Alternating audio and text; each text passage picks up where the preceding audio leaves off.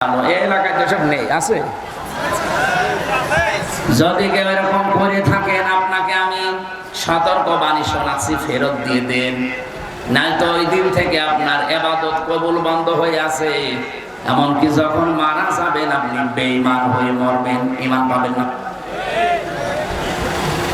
এখানে হয়তো হাজারো মানুষ আছে, এটা আপনি লজ্জা পাচ্ছেন, হাত তুলবেন না। কিয়ামতের দিন আপনার কপালে লেখা থাকবে যে আপনি শরীক ফাঁকি দিয়েছেন। বলেন নাউযুবিল্লাহ। কোন পাপীকে তার পাপ সম্পর্কে আল্লাহ কিয়ামতে জিজ্ঞাসা করবে না। ইয়ারাফুল মুজরিমুনা বিসীমাহুম ফায়ুখাযু বিন নাওয়াসি ওয়াল আকদাম। জবান খুলে বলেন ফাবিআইয়ি আলা'i রাব্বিকুমা তুকাদ্দিবান। কিয়ামতের দিন পাপিষ্ঠ যারা, তাদের চুল ধরে আর কদম ধরে আল্লাহ টান দিয়ে জাহান্নামে নিয়ে যাবেন। কোন পাপীকে আল্লাহ জিজ্ঞাসা করবে না এই পাপ করেছিলি, না। তার 3.5 হাত বডির ভেতরে ওই পাপের চিহ্ন আল্লাহ ফুটিয়ে তুলবেন। মানুষের বিচার আর আল্লাহর বিচারের ভেতরে পার্থক্য এইটাই। জজ সাহেব আমার সম্পর্কে কিছু জানে না, আমাকে জিজ্ঞাসা না করলে। বিচারক যিনি আছে আমাকে কিন্তু 3 বছরই মাঝে মাঝে আদালতে নিয়ে জিজ্ঞাসা করেছিল, এটা করেছেন, এটা করেছেন। যতগুলো কাজ আমারে জিজ্ঞাসা করেছে সব আমি অস্বীকার করেছি, কারণ আমি একটাও জানি না। আমার প্রথম মামলা ছিল আমি নাকি আনসারুল্লাহ বাংলা টিমের প্রধান। ও সাতাশে কি আমি আজ পর্যন্ত জানি না। উনি আমার বিচার করেছে 3 বছর ধরে, অথচ আমাকে জিজ্ঞাসা করা ছাড়া উনি কিছুই জানে না। মহান আল্লাহ বলেন কিয়ামতের দিন আমি কাউকে কিছু জিজ্ঞাসা করব না। ওর এই কপাল থেকে শুরু করে পা পর্যন্ত পুরা শরীরের ভেতরে ফুটিয়ে তুলবো ওই গুনাহটা। যে সেই ধরনের অপরাধ দুনিয়ায় করেছে আল্লাহ তাকে ওই ধরনের চিহ্ন দেবে। এই আয়াতের তাফসীর পড়তে গিয়ে আমি 10 রকমের আকৃতির কথা পেয়েছি। কোন মানুষ যদি পৃথিবীতে মানুষের সম্পদ মেরে খায়, আত্মসাৎ করে, ফাঁকি দিয়ে খায়, জোর করে, এমনকি চাঁদাবাজি করে, এটা মনে হয় বলা ঠিক হলো না। দিনাজপুরেও চাঁদাবাজি আছে। যেভাবে খান না কেন, আপনি এই সম্পদ যদি ফেরত না দিয়ে মরে যান দুনিয়া থেকে, আপনি লিখে নিতে পারেন কিয়ামতের দিন আপনার এই সুন্দর চেহারা আর থাকবে না। আপনি হবেন কিয়ামতের দিন কুকুরের মতো। কুকুরের স্বভাব কি? 2টা কুকুরকে আপনি খাবার দেন, পাশাপাশি দিয়ে রাখবেন, একটাকে যা দিয়েছেন ও মরণ পর্যন্ত খেলেও ফরাবে না, এত খাবার ওর কাছে আছে। এরপরেও দেখবেন অন্যেরটায় হামলা দেয়। এরকম স্বভাব বাংলাদেশে নেই। নিজের যা আল্লাহ দিয়েছে ও যদি সারা জীবন বসে বসে খায় তাও ফরানোর কথা না। এরপরেও দেখবেন চেয়ার পেলে শুধু চাঁদাবাজি করে। আপনি অন্যের সম্পদ যে নিজের দখলে নিয়ে নিলেন, কি হয়েছে আপনি জানেন? এদিকে তাকান, খুব গুরুত্বপূর্ণ বিষয়। কি হয়েছে আপনি এবার শোনেন। আবু যার রাদিয়াল্লাহু তাআলা আনহু قال قال النبي صلى الله عليه وسلم من ادعى ما ليس له فليس منا وليتبوأ مقعده من النار রাহু মুসলিম। নবীজি বলেন, যেই জিনিস তোমার না ওই জিনিস যদি নিজের দখলে নিয়ে নাও, আবার বলছি, যেই জিনিস তোমার না ওইটা যদি নিজের দখলে নিয়ে নাও, সে যেভাবেই হোক, চুরি করে হোক, ডাকাতি করে হোক, প্রতারণা করে হোক, ছিনতাই করে হোক, চাঁদাবাজি করে হোক, যেভাবেই হোক যদি নিজের দখলে নিয়ে নাও, ওই দিন থেকে 2টা শাস্তি তোমার জন্য নির্ধারিত। 1 নম্বরে ফালাইসা মিন্না, ওই দিন থেকে তুমি আমার উম্মত থেকে খারিজ হয়ে গেছো। আমার তো মনে হয় বাংলাদেশে আগস্টের 5 তারিখের পর থেকে এই সেপ্টেম্বরের 13 তারিখ পর্যন্ত এই 1 বছর, এই 1.5 মাসের ভেতরে বহু মানুষ নবীর উম্মত থেকে বের হয়ে গেছে। এই জেলায় হয়তো কম, আমাদের কুষ্টিয়ায় বেশি। দিয়েছে বাবা শাহজালাল, সব হালাল। 2 নাম্বারটা আর একটু কঠিন, ওয়ালিয়াতাবাওয়া মাকাদাহু মিনান নার। নবীজি বলেন সে যেন জাহান্নামে নিজের একটা স্থান বরাদ্দ করে নিল। বলেন নাউজুবিল্লাহ। হাদিসের ইবারত পড়লে, ব্যাখ্যা পড়লে আমার কাছে ভয় হয়, বাংলাদেশে বহু মানুষ অলরেডি এই হাদিসের ভেতরে পড়ে গেছে। এবার আমি টিকা বলছি হাদিসের, এই দিকে তাকান। অনেক মানুষের ভেতরে এই টেনশন ঢুকে গেল যে আমি নবীর উম্মত থেকেই বের হয়ে গেলাম। হ্যাঁ, এই যে কিছু মানুষ কিন্তু অনেকেই বলা আরম্ভ করেছে, যারা চাঁদাবাজিতে লিপ্ত, তারা বলেছে ইসলামী ব্যাংক ছিনতাই হয়ে গেছে। না, এটা মিথ্যা কথা। কোন জিনিস যদি আপনার থাকে, সেটা হাতছাড়া হয়ে গিয়েছিল, আপনি আবার ওটা ফেরত পেয়েছেন, তাহলে এই হাদিসের শাস্তির আওতা মুক্ত থাকবেন আপনি। ইসলামী ব্যাংকে আপনার বাবা, যাদেরটা তারা ফেরত পেয়েছে, কি কথা বলেন না কেন? যাদের রক্ত ঘাম পানি করা, মাথার ঘাম পায়ে ফেলে বানানো ব্যাংকটা তিল তিল করে তারা বানিয়েছিল, এই জালেমরা এগুলো কেড়ে নিয়েছিল, ছিনতাই করে নিয়েছিল, এখন তারা আবার ফেরত পেয়েছে। সুতরাং এই হাদিসের শাস্তির আওতা মুক্ত থাকবে তারা। কিন্তু আপনার নিজের তো না, আপনি জোর করে আর একজনের জিনিস নিয়ে চলে আসেন, কিয়ামতের দিন আপনার এই আকৃতির উপরে লেখা থাকবে আপনি চাঁদাবাজ, অথবা চেহারা এমন তৈরি করে দেবে যে স্বভাব পৃথিবীর কোন পশুর ভেতরে আছে। যেমন কুকুরের কথা বললাম, কিছু মানুষের আকার হবে সাপের মতো। সাপের কাজ কি? একটা মানুষকে সবল দেয়, লোকটা মরে যায়, সাপের কোনো লাভ হয়? বলেন বলেন। পৃথিবীতে বহু মানুষ এরকম আছে, ও সকাল থেকে ধান্দায় থাকে, কার 12টা বাজাবো, কারে মিথ্যা মামলা দেব, কার বিরুদ্ধে মিথ্যা সাক্ষী জোগাড় করব, তার কাছ থেকে শুধু বেইটে খাবে। এরকম মানুষ নেই? আপনি যা করেছেন করেন, হয়তো সম্পদের পাহাড় বানাবেন মিথ্যা মামলা মিথ্যা সাক্ষী দিয়ে, এটা আমার মিথ্যা মামলা, আর 4 জন মিথ্যা সাক্ষী জোগাড় করে 32 লাখ টাকা আমার বাবার কাছ থেকে নিয়েছে।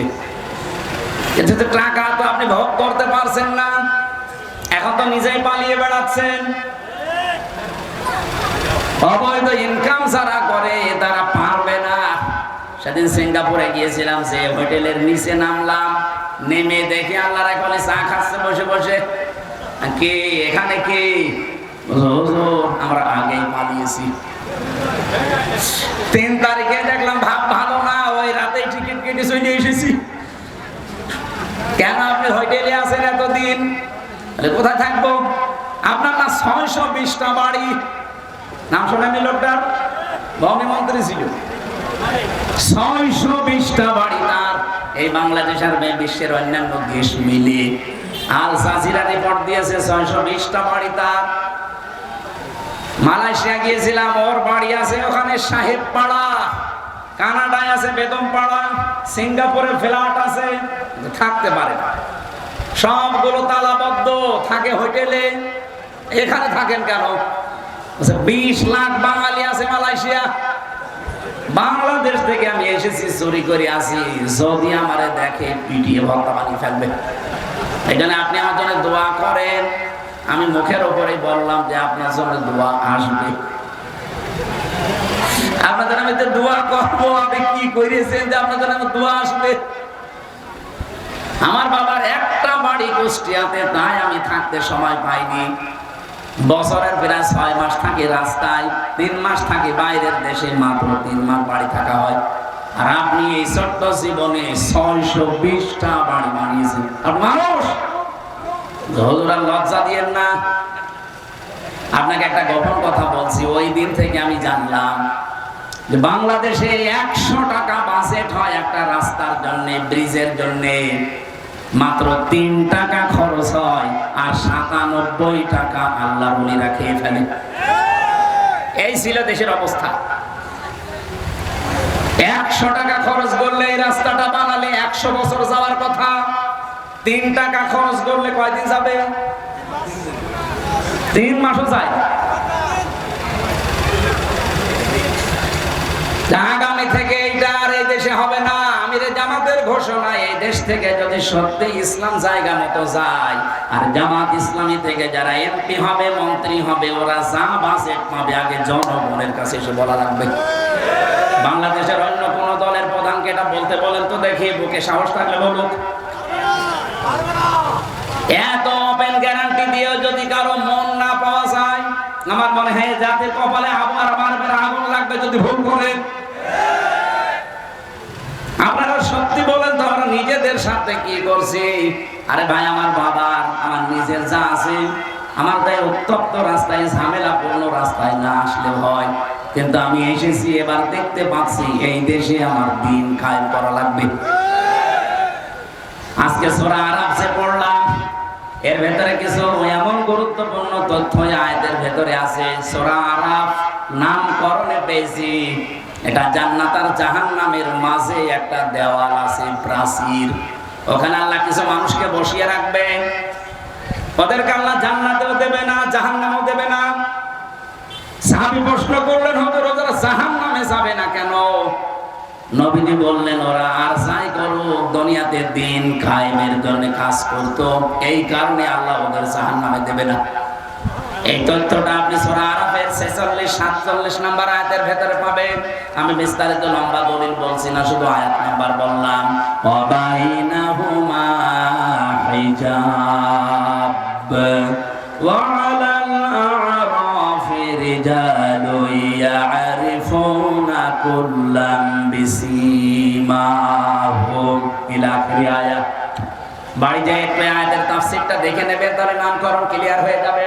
আমার এখানে শিক্ষা হচ্ছে, আপনি যদি ইসলামী আন্দোলন দুনিয়ায় করেন, দিন কায়েমের জন্য যদি চেষ্টা করেন, রংপুর বিভাগের মানুষেরা কান খাড়া করে শোনেন, জাহান্নামে যাওয়া লাগবে না। হ্যাঁ, আপনি জান্নাত পাবেন না, এটা ঠিক আছে, কিন্তু আপনাকে জাহান্নামে যাওয়া লাগবে না। প্রশ্ন আসতে পারে, জান্নাতেও যদি যেতে না পারি, তাহলে ওখানে দাঁড়িয়ে থেকে করবো কি? আমি বলছি, আপনাকে জাহান্নামে তো অন্তত যাওয়া লাগছে না। আপনি জানেন জাহান্নামের শাস্তি 1 সেকেন্ডও সহ্য করার মতো না। দুনিয়ার আগুন তো যেখানে লাগে দেখি ওই জায়গায় চামড়া পুড়ে যায়। রব্বুল আলামিন বলেন, জাহান্নামের আগুন এত উত্তপ্ত হয়ে গেছে, ওটা যেখানেই লাগবে আগে কলিজা পুড়ে যাবে। এই জন্য জাহান্নামে যেহেতু যাওয়া লাগবে না, কে কোন মতে আছেন, দলে আছেন, কোন ধান্দায় আছেন, সব বাদ দেন। জাহান্নাম থেকে মুক্তি পেতে হলে এই বাংলাদেশে এখন দিন কায়েমের আন্দোলনে থাকা লাগবে। আর শুধু ঠিক বললে হবে না। আল্লাহ পাক বলেন, আল্লাহু ইয়াজতাবি ইলাইহি মাইয়াশা ওয়া ইয়াহদি ইলাইহি মাইয়ুনিব। সূরা সূরা 13 নম্বর আয়াতের শেষের অংশ এটা। আমি আল্লাহ যাকে নির্বাচিত করি, পছন্দ করি, মনোনীত করি, আমি যাকে ভালোবাসি, আল্লাহ পাক বলেন যে লোকটা মন থেকে আমার দিকে ফিরে আসতে চাই, এই মানুষটাকে আমি দিন কায়েমের জন্য নির্বাচিত করে কাজে লাগিয়ে দেই। এই বাংলাদেশে এখন 18 কোটি মানুষ, আমরা মাত্র 7 কোটি 20 লাখ। একটা জরিপ পেলাম 1 তারিখে, 7 কোটি 20 লাখ মানুষ এখন এই বাংলাদেশে বলছে যে আমরা এই দেশে আল্লাহর দিন কায়েম করতে চাই। এই আয়াত অনুযায়ী এই 7 কোটি 20 লাখ মানুষকে আল্লাহ অলরেডি নির্বাচিত করে ফেলেছে, পছন্দ করেছে, মনোনীত করেছে। এই জন্য তাদের একামতের দিনের কাজে আল্লাহ লাগিয়ে দিয়েছে। আপনি যেহেতু এখন আসতে পারেননি, তার কারণ হচ্ছে ওয়াহদি ইলাইহি মাইয়ুনিব। আপনাকে মন থেকে ফিরে আসা লাগবে। মন থেকে ফিরে আসেন, আপনাকে দিয়ে আল্লাহ এই ময়দানে কাজ করাবে। হ্যাঁ, এটা বললে সবচাইতে বেশি খারাপ লাগবে কাদের? এর আয়াতের আগের শব্দগুলোতে আল্লাহ দিয়েছেন, কাবুরু আলাল মুশরিকিনা মা তাদউহুম ইলাইহি। হে নবী, আপনি দিন কায়েমের জন্য ডাক দিচ্ছেন মানুষকে, এই কথা শুনলে সবচাইতে বেশি রাগ হবে, মন খারাপ করবে, আপনাকে মারতে আসবে, রেগে যাবে ওই মানুষগুলো। কারা? যারা মুশরিক, যারা শিরিক করে তাদেরকে আমরা কি বলি? বলেন বলেন।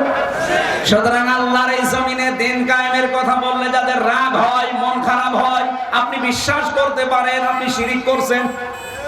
হ্যাঁ, কথা বলেন না কেন? আপনি হয়তো বলতে পারেন আমি তো শিরিক করি না, তাহলে কোরআন মিথ্যা হয়ে যাবে। অবশ্যই আপনার কোনো ভাবে শিরিক হচ্ছে।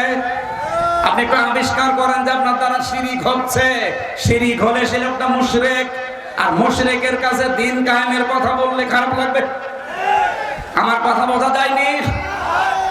সুতরাং দিন কায়েমের রাস্তায় থাকেন, জাহান্নামে যাওয়া লাগবে না, গ্যারান্টি দিয়ে দিলাম। যান। হ্যাঁ, এরা জান্নাতেও যাবে না। প্রশ্ন আসতে পারে জান্নাতেও যাবে না, কারণ কি? নবীজি বলেন একটাই কারণ, ওদের সব ভালো ছিল কিন্তু মা বাবার সাথে সম্পর্ক খারাপ ছিল। এরকম মানুষ এই দিনাজপুরে নেই? এই পাশের জেলা নীলফামারী কিশোরগঞ্জ একটা থানা আছে না? আমি জেল থেকে বের হয়ে একবার এসেছিলাম গত বছরে। ওখানে একটা বৃদ্ধাশ্রম আছে, আমারে নিয়ে গেল দেখার জন্য। দেখে এইদিকে মারা, এইদিকে বাবারা চেয়ার নিয়ে বসে আছে। আমি তো প্রশ্ন করার জন্য কৌতূহলে জিজ্ঞাসা করলাম যে কেমন আছেন। যে কয়টা মা বাবাকে জিজ্ঞাসা করেছে সব হাও মাও করে কাঁদছিল। একজন আমারে বলছে, হুজুর আমার 3টা ছেলে মেয়ে, 3টায় বাইরে থাকে, আমেরিকায় থাকে, লন্ডনে থাকে, অস্ট্রেলিয়ায় থাকে, অথচ আমি আজ বৃদ্ধাশ্রমে পড়ে আছি। আমি বললাম কাকে আপনি দায়ী মনে করেন?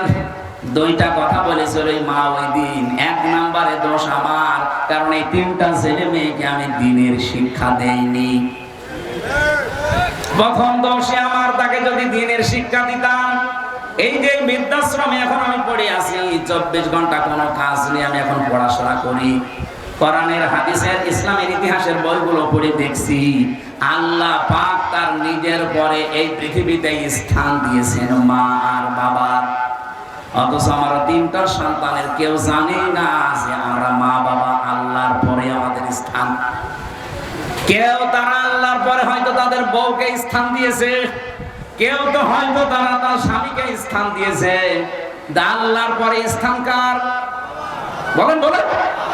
রাব্বুকা আল্লা তা'বুদু ইল্লা ইয়্যাহু ওয়া বিল ওয়ালিদাইনি ইহসানা। আমি আল্লাহ রায় দিলাম যে আমার ছাড়া ইবাদত আর কারো হবে না, কিন্তু আমার পরে সেবা করা লাগবে, খেদমত করা লাগবে, খরচ করা লাগবে সাধ্য মতো মা বাবার। অথচ আমরা যে আল্লাহর পরে স্থান তাদের কাছে তারা জানে না। 1 নম্বরে এখানে একটা সূক্ষ্ম ষড়যন্ত্র অলরেডি বাংলাদেশে আরম্ভ হয়েছে। কারা করাচ্ছে আমরা সেটাও ধরে ফেলেছি। 1 থেকে 5 পর্যন্ত আজ গানের শিক্ষক নিয়োগ দিয়েছে, শরীর চর্চার শিক্ষক নিয়োগ দিয়েছে, কিন্তু 1 থেকে 5 পর্যন্ত 92% মুসলমানের এই দেশে একটা আলেম আজ নিয়োগ দেওয়া হয়নি। ডক্টর মোহাম্মদ ইউনূস, আপনি 2 জন নবীর নাম নিয়ে বসে আছেন, মোহাম্মদ একটা, ইউনূস একটা। কয় নবীর নাম বলেন? 2 নবীর নাম নিয়ে আপনি কি করছেন?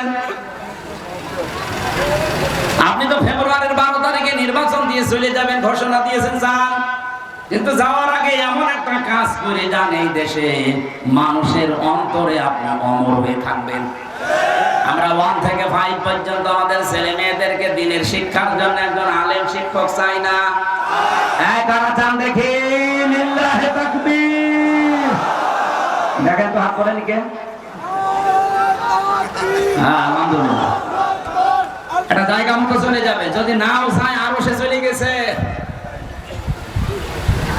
হযরত ইব্রাহিমের পক্ষে একটা ব্যাং থাকার কারণে যদি তার প্রসাব পাক হয়ে যায়, আজকে কোরআনের দিনের শিক্ষার পক্ষে যারা হাত তুলেছেন, কিয়ামতের দিনে এইটাই বিচারে কাজে লাগবে। আর আমরা শুধু কাজে লাগবে বলে না, এই জমিনে আমরা চাই এখন যদি কেউ না করেন, আগামী থেকে এটা করা হবে ইনশাআল্লাহ।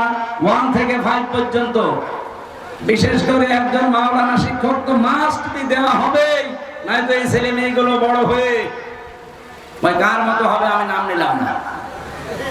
এখন কিছু নাস্তিক নতুন নতুন তৈরি হচ্ছে, হারপিক মজুমদার, ডাক্তার সাহেব, আর যেগুলো আছে বাকিগুলো তো পালিয়েছে।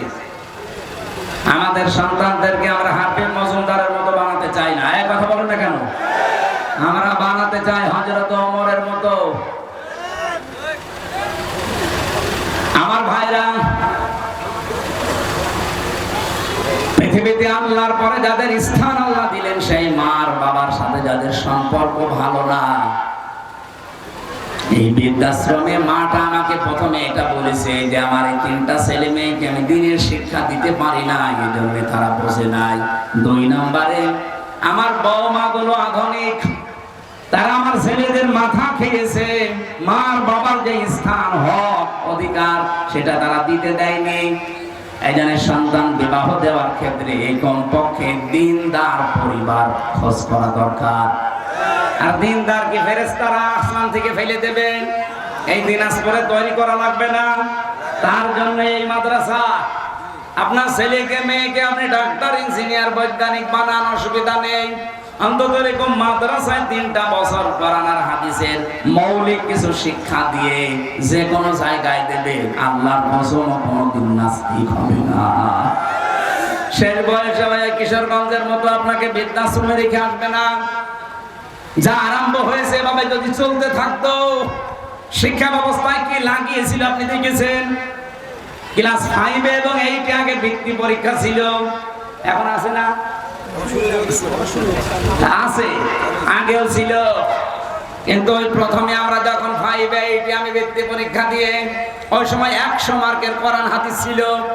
মাঝখানে 15.5 বছরে এই জালেমরা এসে এটা তুলে দিয়েছিল ওই দাদাদের প্রেসক্রিপশন অনুযায়ী। এখন থেকে আবার চালু হয়েছে, আমরা আশা করি এটা যেন বন্ধ না হয়। আর এবার যদি আল্লাহ দয়া করে ইসলামকে এই দেশ হাতে তুলে দেয়, 5 বছর লাগবে না, 3 বছরে এই দেশটাকে আমরা দাঁড় করিয়ে ফেলবো ইনশাআল্লাহ। খালি দুর্নীতিটা বন্ধ হোক আর খাদ্যে ভেজাল বন্ধ করে এ দেশে এমনি দাঁড়িয়ে যাবে। মালয়েশিয়া 2004 সাল থেকে 25 সালে 21 বছরে তারা দাঁড়িয়ে গেছে।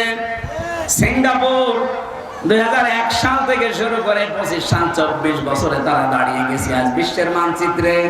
আর আমরা 54 বছরও দাঁড়াতে পারি নাই, শুধু এই নেতাদের কারণে। এই জন্য নেতা নির্বাচন এবার ভুল করবেন, ভুল করলে নিজের কপালে নিজে আগুন লাগাবেন। সাহাবী বললেন, হুজুর ওরা জান্নাতে যাচ্ছে না, কারণ শুধু মা বাবা বলে হ্যাঁ। এজন্য আমরা নিজেরা সাবধান থাকি।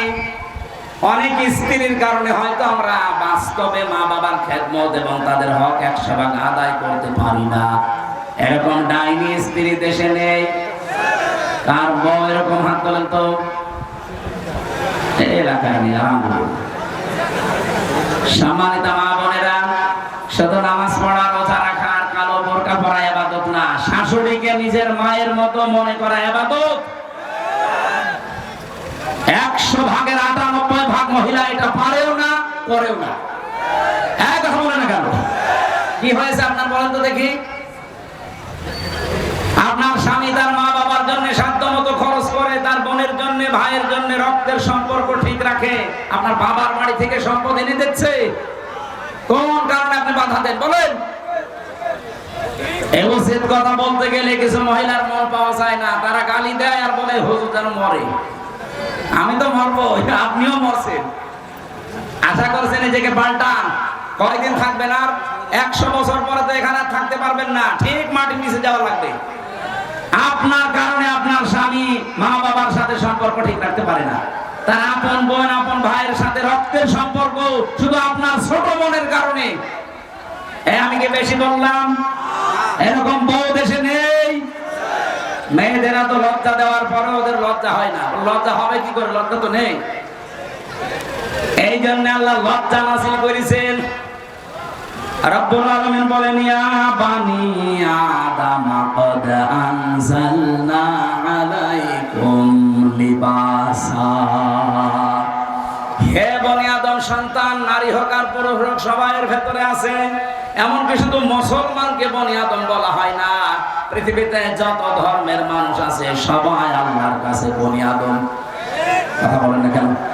সুতরাং অন্য ধর্মের মানুষও যদি আশপাশে থাকেন, আপনাদের জন্য আজকের আয়াত শুধু যদি ইমানদার মুসলমানদের জন্য হতো তাহলে ইয়া আইয়ুহাল্লাযীনা আমানু আল্লাহ বলতো, এখানে ইয়া বানি আদম পা পর্যন্ত যদি আপনি বাঁধও দেন, অন্য কোনো পোশাক দিয়ে ঢাকেন, মাথা থেকে শুরু করে অন্তত পেট পর্যন্ত যেন ঢেকে রাখা যায়, এরকম একটা পোশাক পরা আপনাদের জন্য ফরজ। ওই জামানায় যারা পোশাক আশাক করতো, কোরআনে কারীম তাদের একটা নিয়ম দিয়েছে, ওয়াকারনা ফি বুয়ুতিকুন্না ওয়ালা তাবাররাজনা তাবাররুজাল জাহিলিয়াতিল উলা। সূরা আহজাবের 33 নম্বর আয়াতে আছে, আল্লাহ বলেন, হে পৃথিবীর মেয়ে লোকেরা, জাহিলি যুগের মেয়েদের মতো রূপ সৌন্দর্য প্রদর্শন করে রাস্তাঘাটে বের হবা না। এখানে তাবাররুজের ব্যাখ্যা করতে গিয়ে আমি খাজেনের ভেতরে পেয়েছি, তাফসিরে খাজেনে 3টা বিষয় দেওয়া আছে। কোন মহিলার ভেতরে যদি এই 3টা বিষয়ের একটাও পাওয়া যায়, ও জান্নাতে পাওয়া দূরের কথা, জান্নাতের ঘ্রাণও পাবে না। তাবাররুজের 1 নাম্বার অর্থ হচ্ছে, মেয়েরা যখন রাস্তাঘাটে আসে তখন তাদের পোশাক হয়ে যায় 8-60। এই জন্য মেয়েদের চোস পায়জামা পরা যায় নেই, মেয়েদের পোশাক হওয়া লাগবে ঢিলা ঢালা। 2 নম্বরে যখন রাস্তাঘাটে আসে তখন ওদের সাজগোজ বেড়ে যায়। আপনি সাজতে পারেন একজন বিবাহিত মহিলা শুধুমাত্র তার স্বামীর জন্য, এমনকি তার বাবাকে দেখাতে সাজাও মেয়েদের জন্য জায়েজ নেই।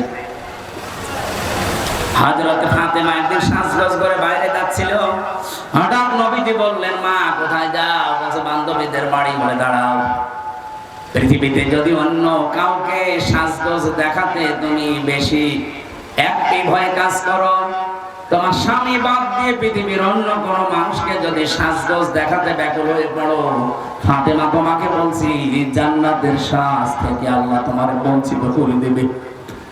হযরতে ফাতেমা বলেন, ওই একদিন শুধু বাবার কাছে শুনেছিলাম, জীবনে আর কোনোদিন আমার স্বামী হযরতে আলী ছাড়া আমি কারো জন্য আর সাজি নাই। মেয়েরা যারা এসেছেন খুব ভালো করে খেয়াল করে রাখবেন, এটা তাবাররুজের 2য় অর্থ। আপনি সাজগোজ করবেন না তা না, করবেন কিন্তু স্বামীর জন্য। এখানে একটা মাসলা আছে, মেয়েরা বালেগা হয় যেই দিন থেকে, ওই দিন থেকে তাদের নামাজ রোজা ফরজ। পর্দা তো এর আগেই ফরজ, নামাজ আর রোজা ফরজ বালেগা হওয়ার পর। কখন হয়?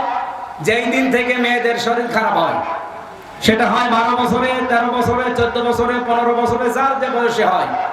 যখন হবে আপনার স্বামীকে আপনি টাচ দেবেন যে তোমার মেয়ে কিন্তু নামাজ ফরজ হয়ে গেছে, রোজা ফরজ হয়ে গেছে, এই অবস্থাটা আপনার স্বামী তো আর জানে না, তাকে জানাবেন। এরপরে কোনদিন যেন ফরজ নামাজ যতদিন আপনার বাড়ি থাকে ও যেন বাদ না দেয়। অনেক বাবা জানে না যে মেয়ের অবস্থা কি, এই জন্য তাকে ডাকেও না, বলে মেয়ে তো ছোট, অথচ সে যে বালেগা হয়ে গেছে বাবা তো জানে না, মা জানে না। সুতরাং মা যারা এসেছেন, আপনারা আপনার মেয়েটাকে যদি নামাজে উদ্বুদ্ধ না করেন, আদেশ না দেন, নাজালহুমা তাহতা আকদামিনা, কিয়ামতের দিন এই মেয়ে আপনার মুখের উপরে জোড়া লাঠি দিয়ে জাহান্নামে নিয়ে যাবে। আল্লাহ আমার মাদেরকে অন্তত এই মাসলাটা একটু মেনে চলার তৌফিক দেন, বলেন আমিন।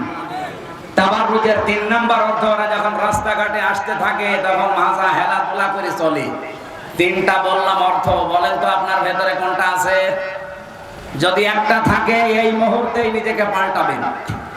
সুতরাং পোশাক আশাক যেটা রিসা সৌন্দর্য বর্ধন করে, এটা শুধু স্বামীর কাছে খাস, বিছানার জন্য আপনার খাস। আপনি যদি বিছানায় নাইট ড্রেস পরেন এমন যেটা দেখলে আপনার স্বামী সন্তুষ্ট হয়, পরারই দরকার নেই। কিন্তু এখন দেখি নাইট ড্রেস পরে অনেক রাস্তাঘাটে চলে আসে। যেহেতু পোশাক দিয়েছে আল্লাহ আমাদের শরীরকে কভার করার জন্য, লজ্জা নিবারণ করার জন্য, পৃথিবীর সবচাইতে দামি পোশাক আমার আল্লাহর কাছে ওয়ালিবাসুত তাকওয়া, তাকওয়ার পোশাক, এটা সর্বোত্তম। প্রশ্ন আসতে পারে, তাকওয়ার আবার পোশাক কি? হ্যাঁ আছে। বাহ্যিক এই পোশাকের চাইতে সর্বোত্তম পোশাক যেহেতু তাকওয়ার, আমরা ব্যাখ্যায় পড়তে গিয়ে দেখলাম তাকওয়া মানে সচেতন হওয়া। তাকওয়া মানে আল্লাহর বিধি বিধান যেখানে যেটা পাবেন ওইটা ওইখানে মেনে চলার নাম তাকওয়া। তাকওয়া মানে দুনিয়াতে যে যে দায়িত্ব পাবে ওই দায়িত্বটা সুচারুরূপে আঞ্জাম দেওয়ার নাম হচ্ছে তাকওয়া। আপনার স্বামী বাইরে গেছে, আপনার দায়িত্ব আপনার সন্তানকে হেফাজতে রাখা, আপনার স্বামীর সম্পদ হেফাজতে রাখা। সবচাইতে বড় সম্পদ আপনার সতীত্বকে হেফাজত করা। এখন যদি আপনি এইগুলো না করেন, আপনার ভেতরে তাকওয়া নেই। যালিকা মিন আয়াতিল্লাহি লাআল্লাহুম ইয়াযাক্কারুন। নবীজি বলেন এগুলো আল্লাহর নিদর্শন। আল্লাহ বর্ণনা করেছেন এই কারণে আশা করা যায় তোমরা এই উপদেশগুলো গ্রহণ করবা। আমার একটা হাদিস তেলাওয়াত ছিল মুসলিম শরীফ ইবনে মাজাহ শরীফের। নবীজি বলেন আমার উম্মতের যখন দুরবস্থা চলবে, এই কঠিন অবস্থায় যদি একটা মরা সুন্নাতকে কেউ চিন্তা করতে পারে, তাহলে তার আমলনামায় 100 গড়া কাটা শহীদের সওয়াব দেওয়া হবে। আমার এই ছোট্ট মাথা দিয়ে আমি চিন্তা করেছিলাম, দেখি তো মরা সুন্নাত কোনটা। টুপি মাথায় দেওয়া সুন্নাত, কিন্তু মরা না, কেউ দেয় কেউ দেয় না। এই যে জুব্বা জামা গায়ে দিয়েছি, এটাও সুন্নাত, অনেকে পোশাকের সুন্নাত। ওই দেশে যেহেতু লম্বা জামার প্রচলন, এইটাও মরে যায়নি। আমরা অনেকে দিয়েছি, অনেকে দেয়নি। খাবারের পরে মিষ্টি খাওয়া সুন্নাত, এটাও মরা না, কেউ খায় কেউ খায় না। কথা বলেন না, একটা সুন্নাত মরে গেছে। বিশ্বনবী 10 বছর এই কোরআন দিয়ে রাষ্ট্র চালিয়েছিলেন, ওই সুন্নাত বাংলাদেশে নেই। ওইটা কি ফেরেশতারা করবে? ওই সুন্নাত চিন্তা করা লাগবে না? এবার সুযোগ এসেছে ওই সুন্নাতটা চিন্তা করার। বাংলাদেশে 300 এমপির ভেতরে মোল্লা ভাই, আমির হামজা, এরকম 151 জন যদি এই কোরআন বুকে নিয়ে এবার সংসদে যেতে পারে, ওই সুন্নাত যদি এবার জারি হয়ে যায়, যারা এই সুন্নাতের পেছনে থাকবে 100 গলা কাটা শহীদের সওয়াব পাবে।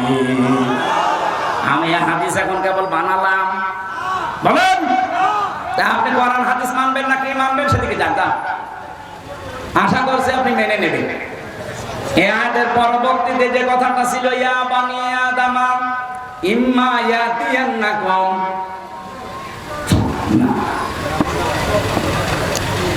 ইয়া বানি আদামা লা ইয়াফতিনান্নাকুমুশ শাইতানু কামা আখরাজা আবাওয়াইকুম মিনাল জান্নাতি আনসিউ আনহুমা লিবাসাহুমা লিইউরিয়াহুমা সাওয়াতিহিমা ইন্নাহু ইয়ারাকুম হুয়া ওয়া ক্বাবিলুহু মিন হাইসু লা তারাwnahum ইন্না জাআলনাশ শায়াতিনা আউলিয়া লিল্লাযীনা লা ইউমিনুন।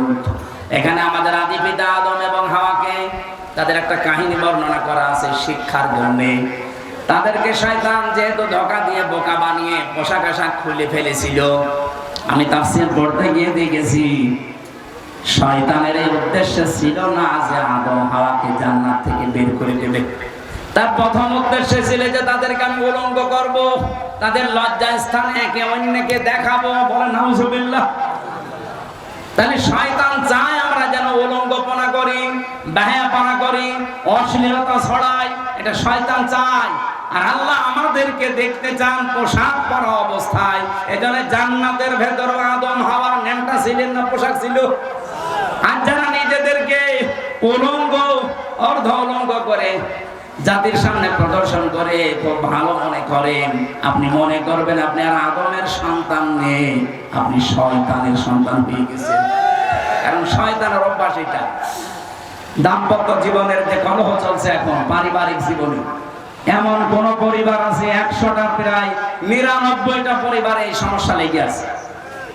জেলখানায় বসে আমি একটা হালকা টাচ পেয়েছিলাম, লিখেছিলাম হালকা হালকা, লিখতেও দেয় না, খালি কলম কেড়ে নেয় কারারক্ষীরা।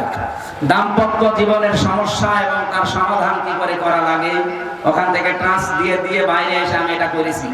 120 পৃষ্ঠা করা আছে, একটা ছেলেদের জন্য, একটা মেয়েদেরকে নিয়ে যে পড়াবেন এটা পড়াটা, আর মেয়েরা নিয়ে স্বামীদেরকে এটা পড়াবেন পড়াটা। আশা করছি কিছু ফল পাবেন। আর আদর্শ হিসাবে কাউকে মানতে চাইলে এই যে এই বইটা 6টা বিষয় দেওয়া আছে।